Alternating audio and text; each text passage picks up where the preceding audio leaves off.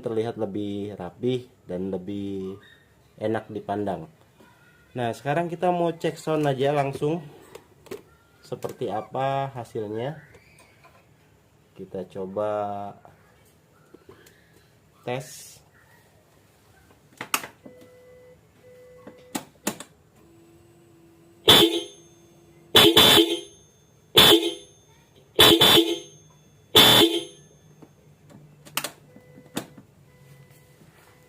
Nah, oke. Hasilnya kurang lebih kayak gitu ya teman-teman. Jadi suaranya itu stereo antara kiri dan kanan.